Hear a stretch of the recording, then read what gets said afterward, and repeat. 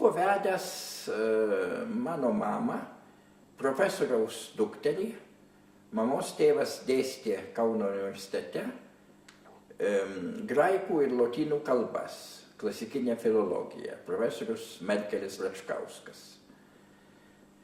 O mamos motina buvo iš lenkiškos šeimos, bet sulietuvėjusi, jau perėjusi į lietuvių kalbą, bet jos tėvai, protėviai buvo lenkų bajorai.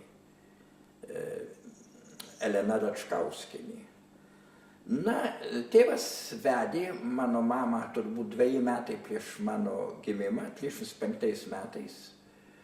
Kaip kairysis jisai nenorėjo tuoktis bažnyčioje, o manė, kad civilinės būklės įrašo užteks. Bet Lietuvoje tuo metu nebuvo kitokios santuokos išskyrus bažnytinę. Išskyrus vienintelę vietą Klaipėdos kraštą, kur buvo autonomija ir veikė truputį kitokie įstatymai. Ten buvo galima atlikti civilinę santuoką, neinant į bažnyčią. Taigi jie nuvažiavo į Klaipėdos kraštą, ten, taip sakant, pasižymėjo savo santuoką civilinės būklės įrašų biure, o į bažnyčią nėjo. Mamai tai buvo tam tikras,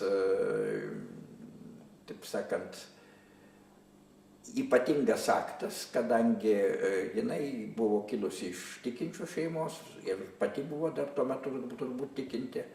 Vėliau tas jai keitėsi, bet mirė ji ne taip seniai, prieš porą metų, sulaukusi 95 metų amžiaus ir vėl kaip tikinti žmogus. Na ir jie, taip sakant, mane augino 1,5 metų Klaipėdos mieste. Bet aš Klaipėdos miesto visiškai neatsimenu iš tų laikų. Jis buvo daugiausia vokiškai kalbantis, buvo ten ir lietuvių, bet dauguma kalbėjo vokiškai. Daugelis gyventojų laikėsi pronacinės pozicijos, norėjo prisijungti prie Hitlerio Vokietijos. Ir Hitleris Klaipėdą, kaip žinoma, 39 metų kovo mėnesį prijungė prie Vokietijos, atėmė nuo Lietuvos.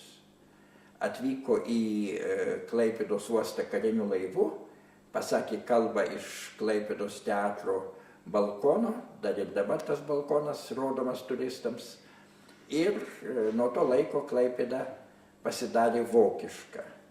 Lietuviai iš ten, dauguma lietuvių išvažiavo, nenorėjo likti Hitlerio valdžioje, taip pat ir mano tėvai persikėlė į Kauną.